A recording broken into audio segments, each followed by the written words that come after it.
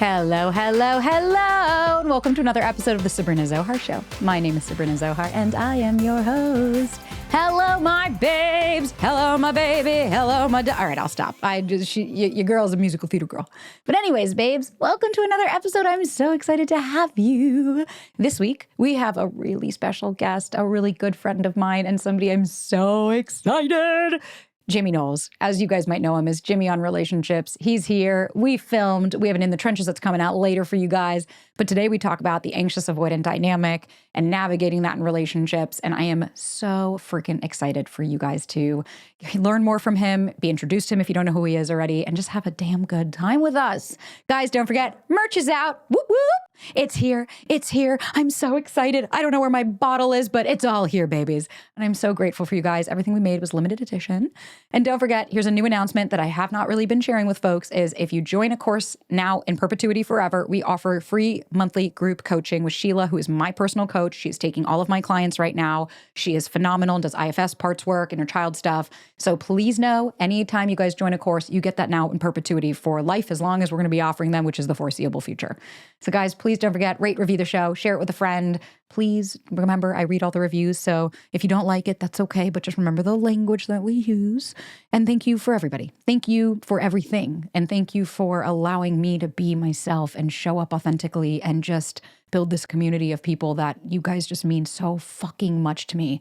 And that's it. I'm just grateful. So without further ado, I'll shut my mouth. Let's get right on into it, shall we? Jimmy? It's good to see you, Sabrina. I'm so excited to have you here. Welcome to California. Oh, it's so beautiful. I love it. It's mountains. I live in Florida, for anyone that doesn't know, and it's less mountainous. There's less anything but a straight line. Yeah, and the temperature's great here. Yeah, that's the similar to Florida. Minus the humidity. Minus the humidity, yes. We became such great digital friends that this needed to happen. And happy birthday on the Sabrina Zohar Show. Yay. By the time this comes out, who knows, but yay. Okay. Jimmy, you know what? First off, before we get into anything, for anyone who doesn't know you, could you introduce yourself? Oh, I'm so sorry. My name is Jimmy Knowles.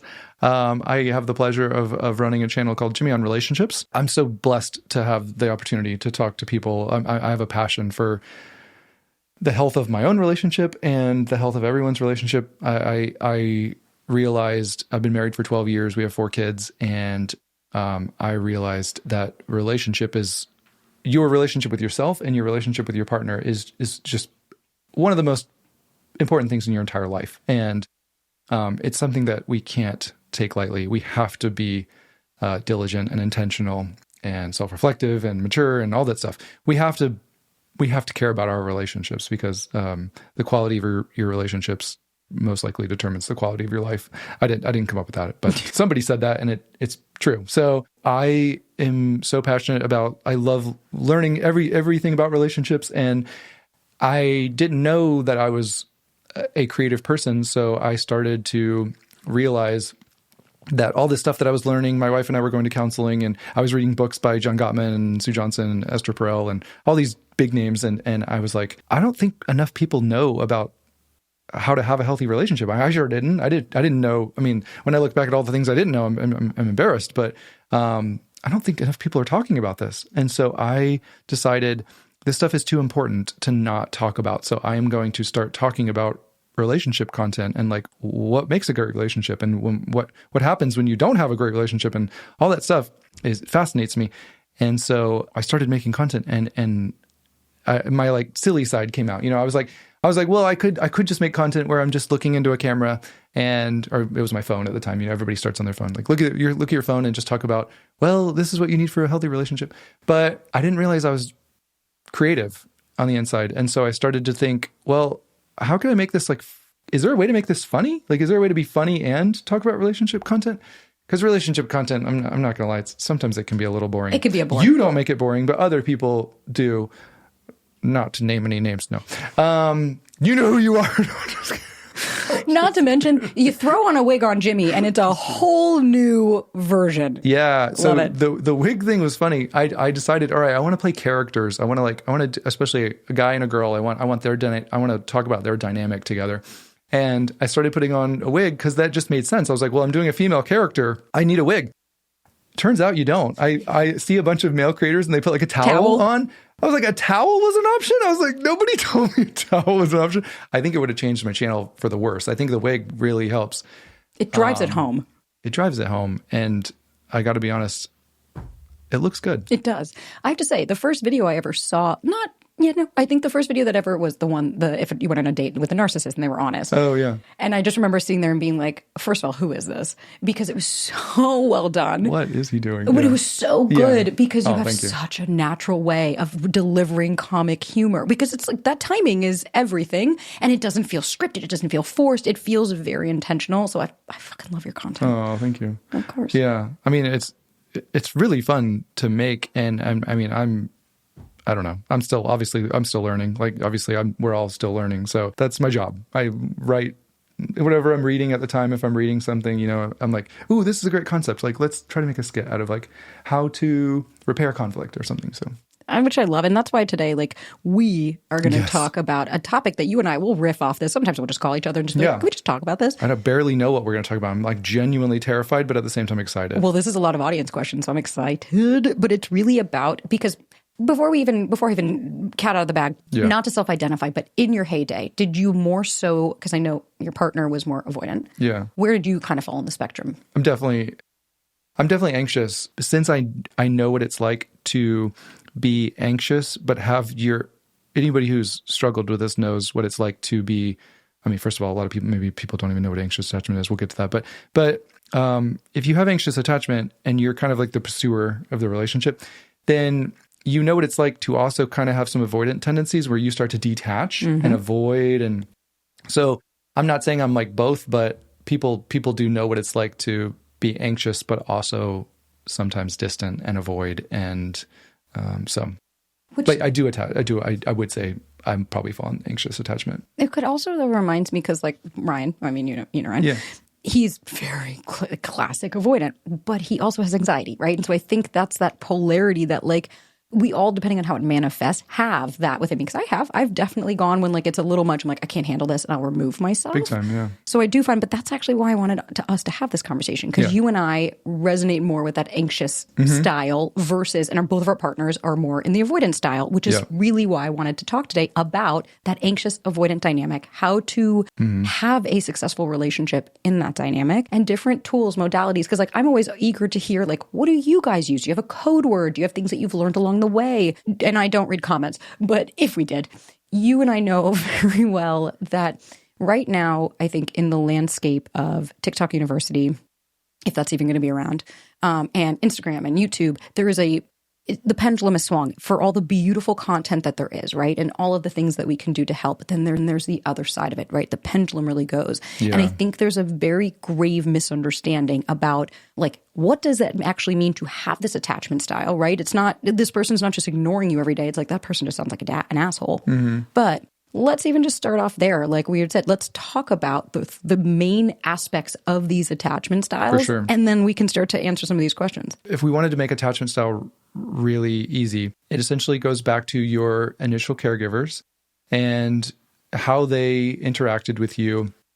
I mean, if you really think about it, anyone who is interested in the relationship space, in order for any relationship to thrive, whether it's a friendship, whether it's a romantic partner, whether it's parent-child, there's a few essential ingredients that you need. You need some form of consistency, right? Because if you didn't have consistency, what would you have? Like that would seems like that would cause you some anxiety. No, thank you. If you didn't have consistency, that would be a problem. If you didn't have safety, that would be a problem. Now, obviously, physical safety is easy to think about. Like we know what comes to mind when we think of like not being physically safe, but we don't often think about, well, what does it mean to be emotionally safe?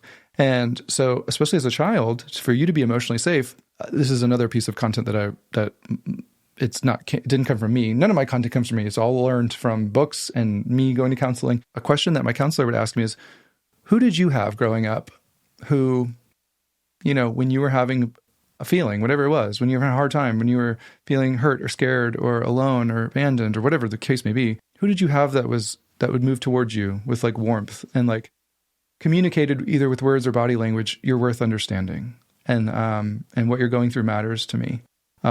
Instead of like, I guess I can't do anything right. I guess I'm the worst mother in the world, or just a dad that's like brush it off. Like, quit crying. Like, babies cry. You're not a baby. You know, if your answer is, well, nobody, I didn't have anybody that did that, then it makes sense why you would struggle in certain areas. And we'll get to that, and we might be jumping ahead. But the point is like, relationships of any kind require certain elements. Like, so they require consistency, they require safety, they require trust. What does it mean? Like, what does it mean to actually trust someone? Because a lot of relationships today, I mean, I'm not a therapist or a coach, but like, it doesn't take much for me to hear your story and for me to go, it doesn't sound like you actually trust your partner. And a lot of people view trust as like, well, I trust them like not to go to the strip club or not to like, you know, cheat on me. But okay, but do you trust them to like listen and like care when you're hurt? And they're like, well, no, because like they tell me I'm too sensitive, or they tell me I'm too needy, or they call me names, or they, you know, there's a lot of ways that we can just completely break trust in a relationship. And so all of those things are fascinating to me. And when you don't have them, essentially to wrap up what I was saying, when you don't have certain elements of that as your primary relationship with your, you know, in the therapy world, they would call it with your primary attachment figure, because like you attach to your parents, you can't not attach to your parents.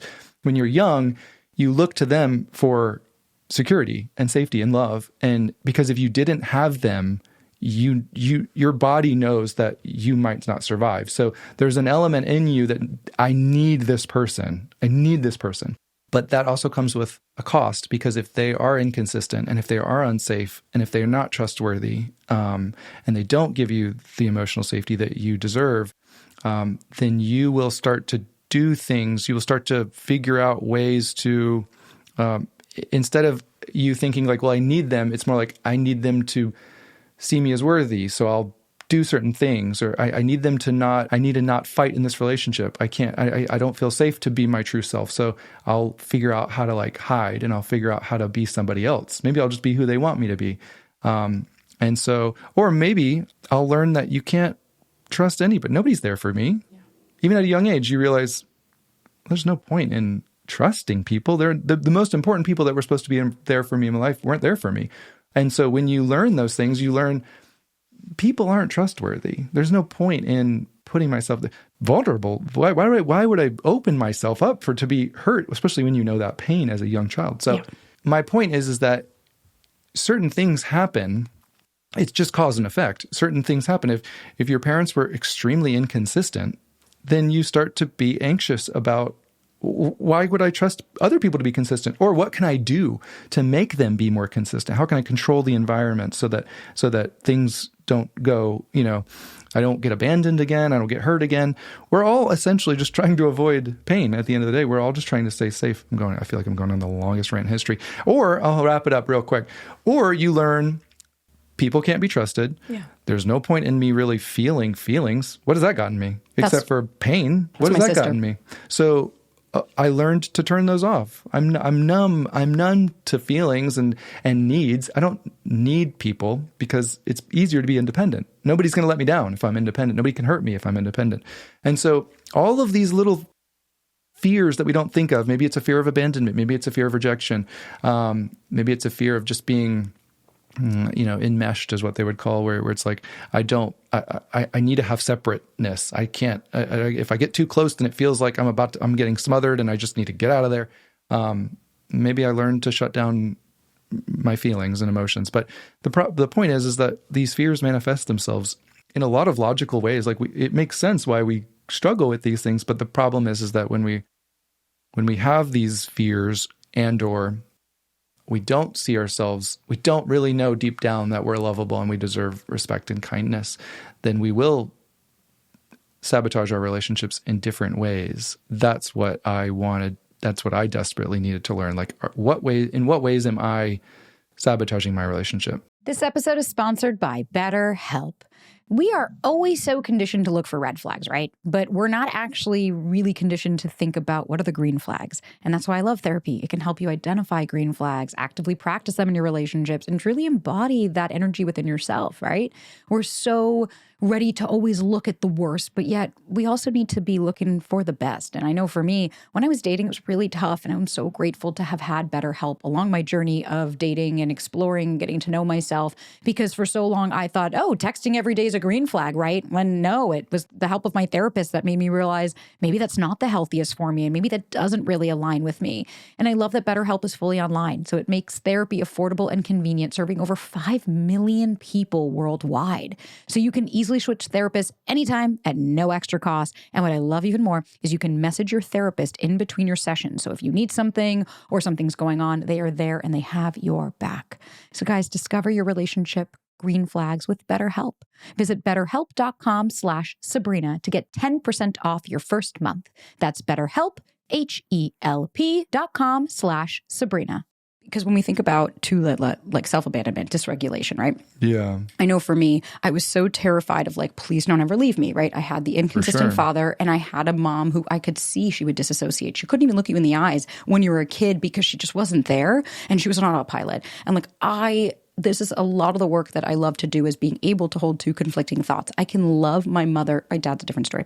We'll save him for another day. Yeah. I can love this woman with every bone in my body because of who she is now. But I can also acknowledge that as a child, I was failed. And for me to heal through my anxious attachment, to be able to, because like that, at the end of the day, what people forget is like anxious people are also avoidant because when you're highly anxious and you're like, you, everything's you. Absolutely. You do all of this. What am I doing? I'm avoiding looking at myself. I'm avoiding doing the deeper work.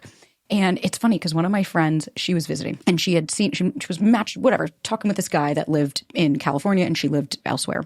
And before she came, I was like, you guys are texting every day, doing all the stuff that I was like, I don't like it, but fine, right?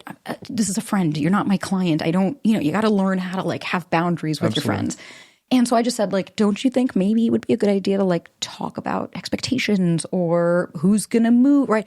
And she was like, no, your anxiety, that's because, don't be too much. And in my head, I was like, core beliefs right there. And I said, you know what? Okay, for sure. I'm going to respect it. Sure enough, they spend all this time together and then she leaves and he says, oh, well, you don't even live here and this feels really pressured. And it's funny because then she called us and she was crying and Ryan was on.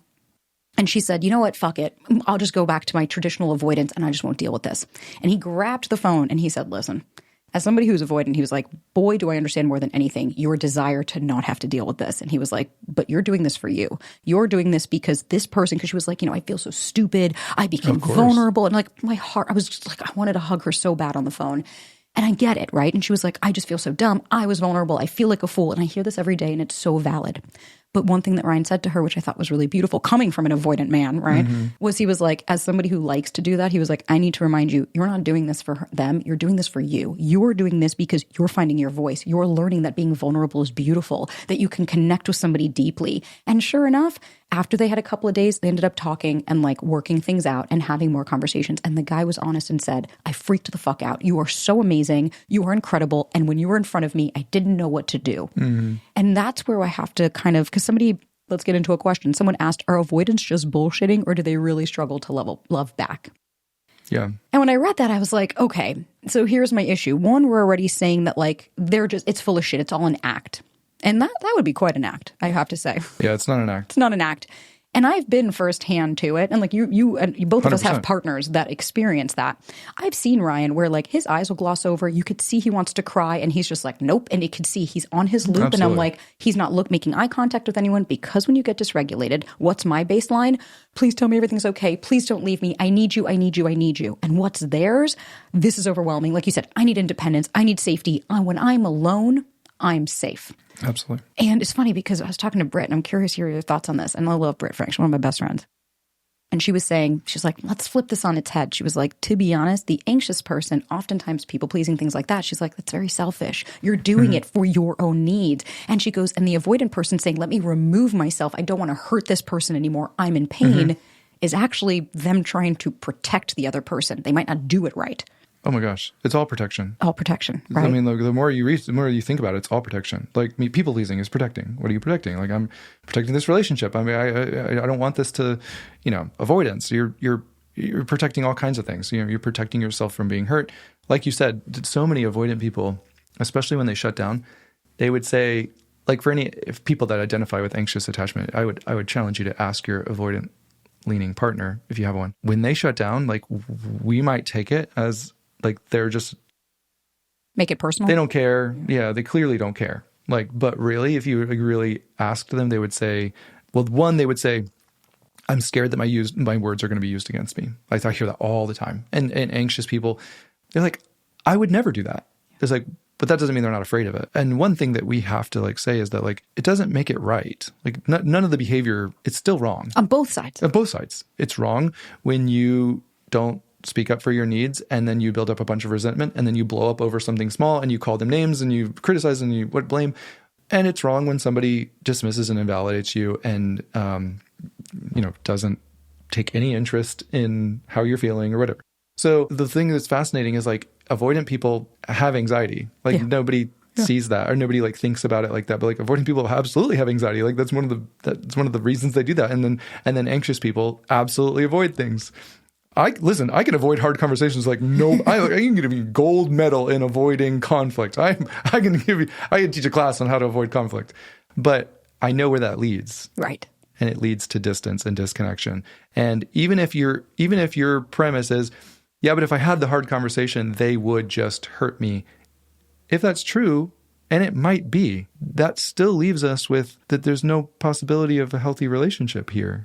You can't be in a relationship with someone who chooses to never like move towards you or can't have hard conversations with love and respect. That's the key here is like none of this is about excusing bad behavior and being like, oh my God. But you and I see the same side of the internet, I'm sure, because of the content we create. We get surface the same stuff. And I see this consistently that people will say like, just avoid avoidance. Like I did a video of how I call my avoidant partner out on his shit. And it was just saying how I literally come to him, speak to him, and how we move forward. Yeah. And it's funny because it went viral on YouTube a little bit. And a bunch of people and like one person even commented and she was like, are you guys actually listening to the video? Because this is actually really healthy and secure. Like this is how you do it. But then someone wrote and she was like, good, keep all the avoidance out of the dating pool for us. And I chuckled because I was like, now what I hear from that comment, and I get it, it's valid. As somebody who used to say that, I didn't trust myself. I didn't trust myself that I could say this doesn't work for me. I didn't trust myself to express myself to this person effectively. I didn't trust myself that I'd walk away in time. I was like, no, I'm going to stay too long. This isn't about, I only want to date someone. Because like, trust me, if you have a lot of anxiety high, when you meet someone else that has that anxious attachment, because I hear that all the time, like, can two avoidants be together or two anxious people? It's like, sure. I don't think it'll last very long. Two avoidants, both people don't really usually call each other back. Sure, yeah. And then the two anxious people, one or both will start to feel suffocated really quickly because it's overwhelming. And that's kind of my thing. When it comes to the anxious attachment, it's not that you're bad. There's no one that's bad because they have this. I'm not a bad little girl because my father was a fucking asshole. Right. But it's my responsibility as an adult now to heal through that and to take accountability and say, you're right, just because you didn't text me for 45 minutes or an hour, I didn't have any right to blow up your phone or to freak out or to go to Instagram and start analyzing everything or to attack myself. That's me taking ownership. That doesn't mean that I had this coming or I earned it or I'm to blame, right? Yeah. Like we're not shaming or blaming anybody for the experiences that they have.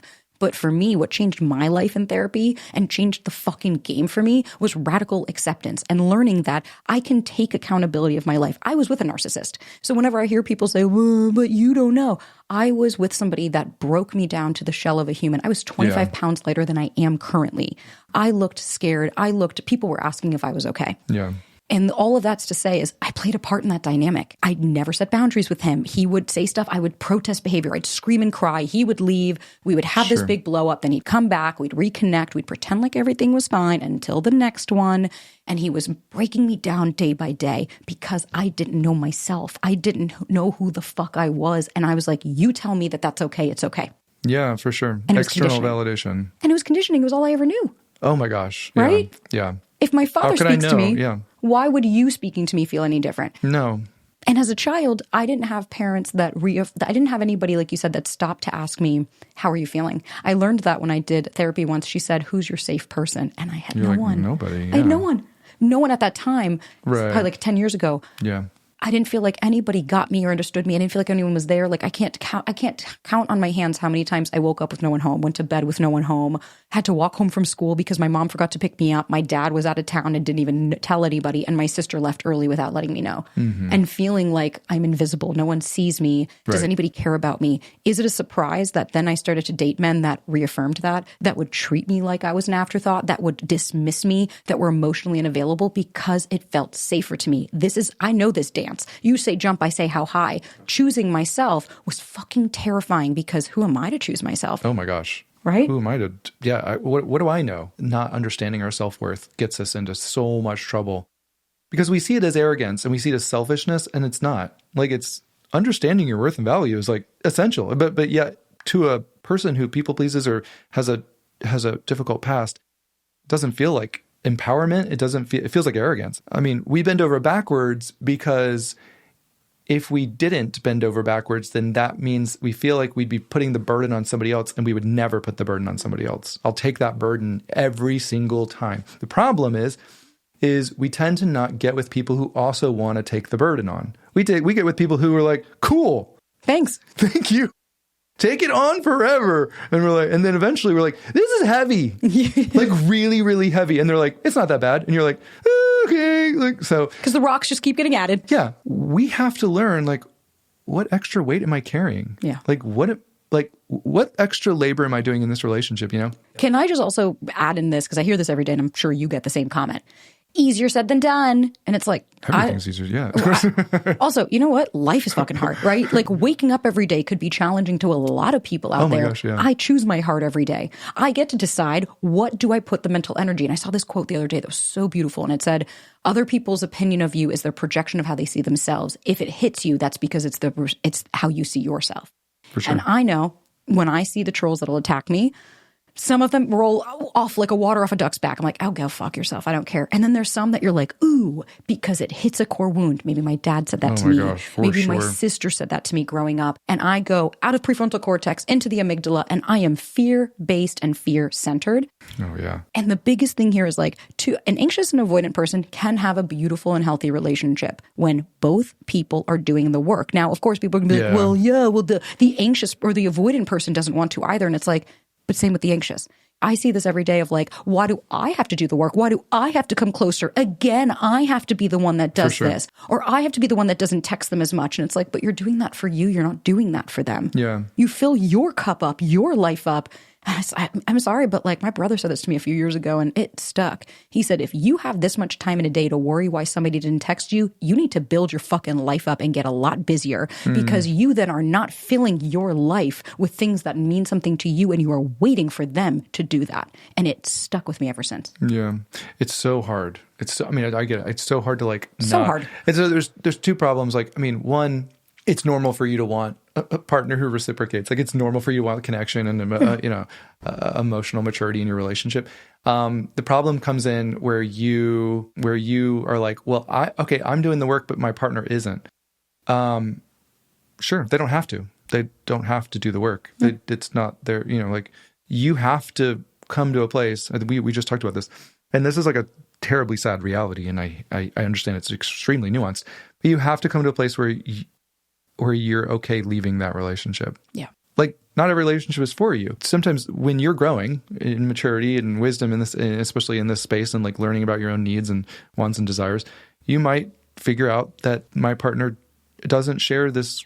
They don't care about the growth. You have to decide. Obviously, I made a whole YouTube video like how to know when to leave a relationship. And of course, it's extremely nuanced and it's complex. But Terry Real actually has a great quote. Like, he says, are enough of your needs being met to grieve the ones that aren't? I love that. It's like in every relationship, there's going to be some needs that are just grieve. Like, this isn't, just my partner is not a need meeting machine. But at the same time, there's a lot of partners who don't plan on meeting any of your needs. And so what are we going to do? It's like, you have a choice. It's like, I'm not saying go divorce them tomorrow when you have like kids and a house and all stuff. Like, but at the same time, like even people who are dating ask that question. Like, they've been dating for a year, no kids, they're not married, and they're like, my partner doesn't do the work at all, or they don't do this and that. I've asked this and this is happening. And I'm like, well, like, you eventually have to make a choice of this. Is this relationship ever going to be mutually fulfilling? Like, well, if they would just, but you just told me they won't. Exactly. So this episode is sponsored by Blue Land. Did you guys know that an estimated 5 billion plastic hand soap and cleaning bottles are thrown away each year? And as if that's not bad enough, most cleaning formulas are 90% water, which is heavy to ship, leading to excessive carbon emissions. Guys, that is bananas. We have one planet. We have one Earth. And what I love about Blue Land is they're on a mission to eliminate single-use plastic by reinventing cleaning essentials to be better for you and the planet with the same powerful clean you're used to. So Refills start at just $2.25, and you can even set up a subscription or buy in bulk for additional products. I love it. We have the toilet bowl cleaner, we have the laundry tablets, we have the hand soap, and I find myself reaching for it all the time. And what I love is that there are even beautiful bottles that are color coordinated so I know what's what. And I love that Blue Land is trusted by over 1 million homes, including mine. They're effective, they're clean, they're affordable, they're easy to use. I cannot scream this loud enough. Blue Land will save the day for you, and then you don't have to clunk things back from the grocery store and deal with all of the stuff that comes with that. So Blue Land has a special offer for listeners. Right now, get 15% off your first order by going to blueland.com/Sabrina. You won't want to miss this, I promise. Blueland.com/Sabrina for 15% off. That's blueland.com/Sabrina to get 15% off. One of my friends was married for like 20 years, and we were having dinner one night, and it was when my ex and I broke up. And he said, do you accept him as he is? And I said, yes, but. And he stopped me and he goes, I'm done. And he goes, then you don't accept him for who he is. He goes, because yes, but means you want to change him. Right. And he goes, I love my partner. And I could say that now with full confidence. Like, do I accept and love my partner? Yeah. He's doing the work on himself. We're both growing. Like, I'm fucking perfect. Are you kidding? We both have our stuff, but we are so committed to this relationship, to making it work. And even the other night, like I had a whole thing, had my emotional state and I was dealing with a lot. Actually, no, I'm doing this mold detox. Don't worry, guys. I'm going to go in more on this for you guys on another episode. And I was taking the specific supplement. It was making me fucking insane because it was clearing out stuff, the brain gut access. I was bananas. And even Ryan said, he was like, this is really tough. That's how he starts things. He'll say like, this is really hard for me, but I know how important this is for our relationship. So can you please just give me grace while I try to articulate this? Oh, it's beautiful. And I'm just like, absolutely. Thank you for letting me know. Like, I'm always supportive, especially when he comes to me and I can see he's trying.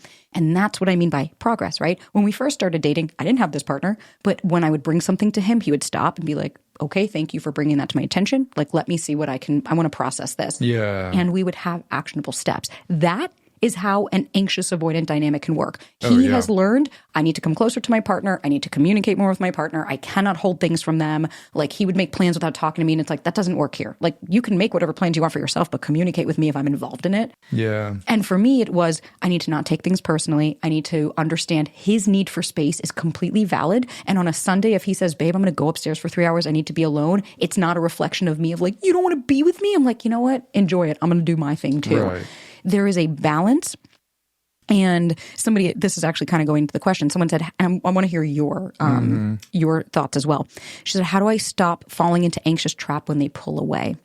And for me, the first thing I heard, for me at least personally, because my partner does that, is regulate your nervous system and come back to a space of having agency and choice so I can start to challenge whatever narrative is happening. So if my partner pulls away, and instead of filling in the blanks with, see, I knew it, he's pulling away, he doesn't love me, he doesn't care about me, I knew he was going to leave me, right? That's where my brain baselines. Instead, I'll stop and be like, Sabrina, remove yourself for a second, go for a walk for a few minutes. I come back and I'll first even just be like, hey, is everything okay? Do you need anything? And if he's like, I'm fine, I just need a minute. Okay, I'll remove myself and remind myself that there are 1,000 other reasons this person could need space. And if it were about me, they would communicate that with me. So until they tell me it's something I did, I'm not going to make assumptions. Yeah. But I'm curious, as somebody who has that dynamic as well, what are your modalities that help you instead of spiraling into like, oh my God, that's it? Yeah. What helps you? I mean, well, first of all, yes, you have to come to the place where you don't make assumptions. Like, obviously that's true. You also have to get bold enough, this is so hard, like for somebody like, this is so easy for some people, and yet other people struggle so hard.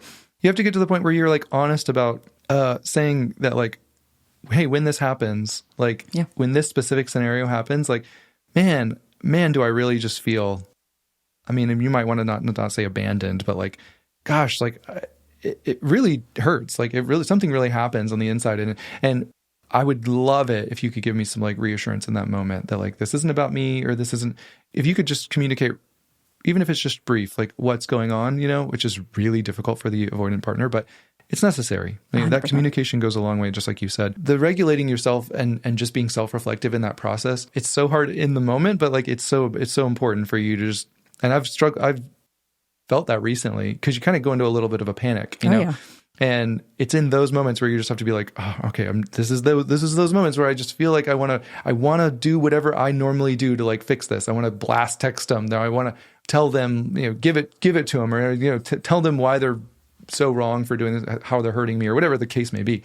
And we have to just remember that it's most likely not about us. That really goes back to like trusting your partner. You're like, if this was about me, he would communicate that. That's trusting your partner. Like, I trust you, babe. Like, if this was about me, you would communicate this. The guy I dated before him, anytime I brought anything up, he was so avoidant, it was actually kind of painful. And he was just like, I don't need any therapy. No, I'm good. Like, I have no issues. And in my head, I'm like, oh, brother. Sure. Yeah. And it just started to see where I would be like, hey, like, can we have a touch base? How are you feeling? Fine. Sure. Cool. And it just got to that point where I was like, the depth wasn't there. This person wasn't engaging. And he's not a bad guy. This guy is a lovely human. It didn't work anymore. No, thank you. This doesn't work for me. Yeah. That doesn't mean that I have to villainize. And that's also kind of my thing. Yeah. This villainization of like the avoidants are the worst people. Yeah. Whereas the anxious person, well, at least I communicate. And again, my favorite Absolutely. line in Eternal Sunshine is constantly talking is not necessarily communicating. And I think a lot of people, like I've dealt with it. Now that I have a lot of clients, I'll sometimes deal with people or I'll get DMs. And it's this manic. And I'm like, Oh, yeah. It's the dysregulation. And I get it. I was her. I've sent, Jimmy, I don't think I ever told you. I know all about. You know, man, I sent 173 texts to a guy once because he tried to break up with me. I'm not kidding. I know what that feels like. I love that, what you said of like expressing yourself to your partner. Like, hey, when you shut down, it makes me feel disconnected, or I don't feel like we're together as a team. Can you just let me know? Because Ryan will do that now. He'll be like, babe, it's not you. I need time. And I'm like, got it. But I also think there's so much beauty in when something happens, you don't have to respond. You don't have to react in the moment, but you don't have to engage in that second. If You shouldn't. You shouldn't, right? Diffuse it for just a second, even if that means, hey, I'm going to go outside for 10 minutes. Let's talk in a few. When you get activated, there's different areas of your brain. For people, I didn't know this, obviously. There's like, you have like a thinking part of your brain. And then you have like a fear center part of your brain. And so often when we go into fight, flight, or freeze, we don't really realize when it's even happening, but we will quickly switch over and we don't know that we're in the fear center. So you need to start paying attention to like, wait, I think I'm in the fear center. And like, you know, when you want to send those 40 texts in a row, like, or when you want to explode on your partner, somebody says, you know, there's power in the pause, you know. Yeah. It's so vital, especially if you're in an anxious avoidant dynamic. You have to learn how to slow your fights down. Like you have to learn, because when you slow your fights down, you realize, well, one, you're not even fighting about anything. No, because it's your job to self-reflect. Because so often anxious, especially, you know, even if you're a people pleaser, if you're avoidant attachment or anxious attachment, you think you're communicating, you think you're being vulnerable. What you're really saying is like, I feel like you don't care. Well, that's not a feeling. No. Like, so you think you were being vulnerable there, but you were also making a judgment and being accusatory. And, you know, it's real easy for you to escalate because you have maybe that's the way it was in your house. Well, you had to yell to be heard, or maybe you feel like you have to yell to be heard. I used to get erratic or because that was my dad. He boop like that in a second, who's screaming at you. And so I always was like, yeah, to your point, half the time, it's like when I watch 90 Day Fiance or any of those love shows, you know, and especially when you start to see them compound over time, you watch episode after episode. And half the time I'm like, we're not even fighting about what we're fighting about. Oh my gosh. We started about, you don't feel like a priority, kind of what you were just saying. Like, exactly. You don't take me out, and it's like, I don't feel like I'm a priority to you, and I feel like I feel disconnected, right? That's the root of the issue, maybe. Yeah. Then we start to come in and like, well, but you always do, always and never. We don't need anywhere. Absolutely. And not to mention, anytime I'm having a talk with Ryan or anybody, I don't ever start with you. Right. It's I. Can I share something with you? I feel this. That, yeah. Britt Frank always tells me, and she's like, the love addict, which is the more anxious, she's like, it's not abandonment that they're terrified of. She's like, it's intimacy. That's why they're addicted to it. It's next, the next person. But then really, what is the avoidance biggest fear? It's not all those closeness, shore. It's rejection. It's being always rejection. Judged for who they are. And I know with my sister, I love my sister to the moon and back, but growing up, she was always put down for who she was and rejected. And my dad was not very good to her. Mm-hmm. Would it surprise me now as an adult? She's a people pleaser. She shuts down. She'll say yes, even when she wants to say no, because she is so scared she would get hit when she would say no. Mm-hmm. And she was terrified. And now she's working through that. She's like, no, I want to communicate. And it's a beautiful thing. Absolutely. To find your voice, but there's that balance, right? Because it's like when you have a high anxiety, you can't go to your partner every 3 minutes because it's like, hey, if every single time they open their mouth, it's something you don't like, then I would highly suggest we look at if this is compatible. I know there's going to be people that are going to hate me for saying this and say that I'm a victim blaming and I'm a bully, and like, that's okay. I'm not a good coach if I don't challenge and I don't push you to start to look and say, wait a minute, that's true. Am I doing this for the real reasons? Because if I really love my partner, like I love you as a friend, right? You are somebody that I hold so dearly to. I wouldn't fathom throwing all of that and being like, let me just give you more and you'll love me, because I know that wouldn't be a true connection. We wouldn't have a real friendship. It would be me being burnt out. Yeah. Yeah, exactly. We talked about that earlier. What was the term? Burnout. Burnt out pursuer. Can you go on that? Yeah. Burnt out pursuer, especially somebody with anxious attachment, especially someone who they might have some core wounds, obviously, around their self-worth. And that's why they continue picking people who are emotionally available because, well, one, like you said before, sometimes we think, I can change them. Sometimes, especially with anxious attachment, we like, I don't know if anybody else like this, but I like to fix people. Oh, famous last words. I like to, if I can see that you had pain in your past, if I can see that somebody didn't treat you right, my first thought is I will love you so much that you will finally experience love and you'll give it back to me and I'll be the best person in the world because like I'm giving you what you were deprived of all along. What we don't realize is, well, that person has core wounds. And so when I essentially love bomb them, they're going to be pushed far away. They're like, please don't do that. It's normal for anxiously attached people or people pleasers to pursue their partner. You're always the one that goes first. You apologize first. You're pursuing connection with this person, especially if you get with emotionally unavailable people because you think you can fix them. You want to heal them. I think Harville Hendricks says, what's fascinating is you actually want to recreate the patterns of your past subconsciously so that you can fix them because they've caused you so much pain that you think, oh, if I can just recreate this narcissistic relationship, my father was an alcoholic, so I'll just get with an alcoholic because that feels so familiar. But if I can heal that relationship, then I can also heal this wound that I'm not even aware of. Anyways, it's a fascinating theory. Repetition compulsion.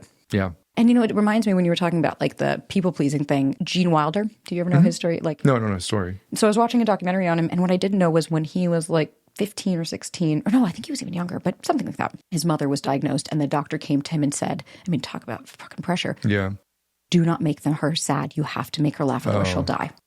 Wow. So he learned she ended up living like 35 more years. But they were saying like that's pressure. Why he became a comedian, yeah. Exactly. That's why he became a comedian. And he was actually he had a lot of darkness to him. But he always learned just keep it light, because you got to make them laugh because I don't want to hurt them. Yeah.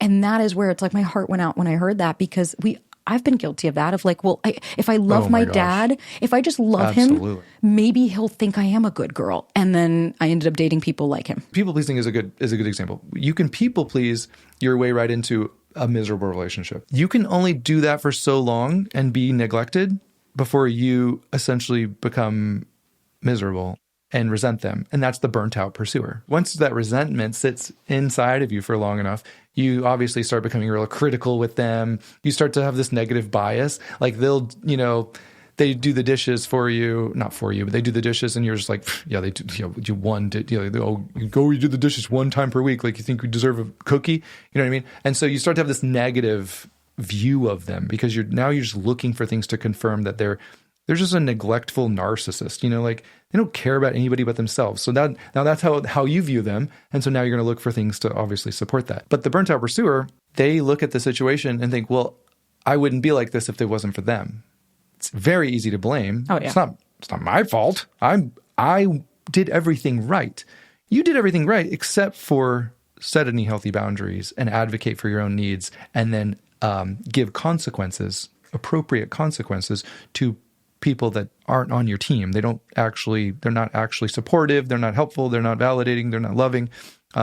You did everything except for fiercely advocate for yourself in that relationship because that's what you have to do. If you want a healthy relationship, you have to learn how to advocate for yourself.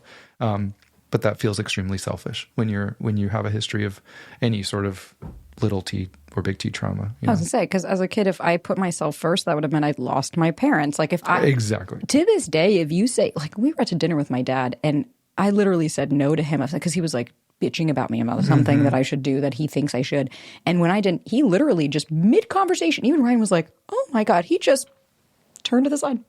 Yeah. Completely I was no longer there mid-sentence. And I stopped and it's like, of course I was like, this is so familiar. That's what I grew up in. Knowing that you say anything that rocks the boat, you're going to lose this person. Absolutely. And it wasn't until I was okay with losing him when a couple of years ago when I was like, fine, you want to walk. My dad did his bullshit. And I said, fine, you want to go? Then go. That's it. I'm not going to try to hold you anymore. Right. And now that's how I live my life. Even yesterday, having the whole thing that I was telling you about with my personal business stuff and having somebody that was working really closely with me and then all of a sudden says they don't want to. I even said on the call, I was like, I'm going to treat this like a breakup after you. Yeah. I am not here to convince you. I don't need you to choose me. I choose myself and I am you know what I have? I have choices, and I ended up finding someone even better to deal with for this situation. Endings are not necessarily a bad thing. But I think to your point, and like I think this whole conversation, what I really love about it is that it's exemplifying that both people have to do the work. It's not just one. Oh my gosh, yeah. It's not just you. It's not just your wife. It's not just me. It's not just Ryan. There's never just one person that has to do it all. And if you're constantly saying like, well, I keep doing all this work and nothing's helping, it's like stop self-abandoning and becoming obsessed with trying to get them to change instead of looking at yourself of what you have choices in. I love that. Yeah. What I think about is like, so let's go back to that example real quick. So you never take me out anymore. And then the other person is just like, I'm working so hard. Like, I don't understand. Like, kind of dismissive. It'll get to the point where they're validating. Maybe it gets to the point where shut down, depending on the escalation. The point is, one, we don't know what we're fighting for. Like, what are you fighting for? The other person would say, I'm fighting because I want to connect with them. I want them to, I loved when they used to take me out. Like, that made me feel so valued and made me feel so prioritized. Like, okay, have you told them that? Yeah. Yeah, I just did. I just told them. No, you told them you never take me out anymore. Right. Like, you didn't tell them how important that was to you, how much you love it when they do that. Because that is vulnerable. Yeah. So we really hide that vulnerability within the criticism and within the... So one, we need to do a better job at when our partner doesn't get it perfectly. What are the hidden feelings or unmet needs within this frustration or complaint? I'm not saying it justifies your partner screaming at you, calling you names. Don't put up with any of that. Like, set healthy boundaries. But sometimes we don't communicate correctly. And if you're saying something like, instead of saying like, I feel frustrated, if you're just like, man, you never take me out anymore. Like, we should pause, and it's really difficult to do this, but it takes both partners to just pause and be like, what are they trying to communicate? Right. Or what are we fighting for? We really only fight for a couple things. We fight for connection. We fight for respect. We fight to feel valued. There's a reason that this person is bringing this up. Like, so I always try to lead with, you said it earlier, curiosity. Like, once again, I didn't come up with this. Conflict is an opportunity for like growth 100%. In your relationship. 100%. Like, you should not look at conflict as something to be avoided. My point is it really what helps if both partners could take accountability. So in that instance, that person saying, you never take me out anymore, they would take accountability by saying, you know what? I didn't tell you how important this was to me. I didn't tell you how much I love when you take me out. It really makes me feel like so prioritized. And you used to do that, and I really miss it. Like, I really miss it. You have been working overtime, and like, gosh, do I appreciate the hard work that you're doing. But like, at the same time, I didn't ask you to work overtime, and you've been working overtime a lot, and I just miss you. Like, it really feels like you're not really, that you don't want to be here anymore. And that's scary for me. And it takes the other person, obviously, to not take that as an attack and not let their own shame be triggered. Because it's easy to just go, well, like, I'm trying to make money for our family. No. Like, we got to keep the focus on one person. So if somebody's vulnerable and they actually tell you some feelings, like, please just give it a couple times where you're just like, man, thank you for telling me that. Yeah. Like I had no idea that you missed that. Like, that makes a lot of sense. Anytime you can lead with, I want to understand. Remember that core questions that nobody was there for you. Like, you're worth understanding. Like, how are you showing your partner you're worth understanding? That's so important. So both of us can lead with taking accountability. Taking accountability is essentially like the catch-all. Like, because if you're worried about that your partner's a narcissist, like, narcissists will never take accountability, but also anxious people don't take accountability. Mm-hmm. Anxiously attached people don't take accountability, and avoidantly attached people. Or they'll take all the, like, everything is my fault, and it's like, those are core beliefs. Which is a shame issue, not really an accountability issue. Yeah. That's really essentially an essential piece of advice. If somebody was only going to remember one thing of what I said, like, figure out a way where you can have conflict where you're both taking accountability.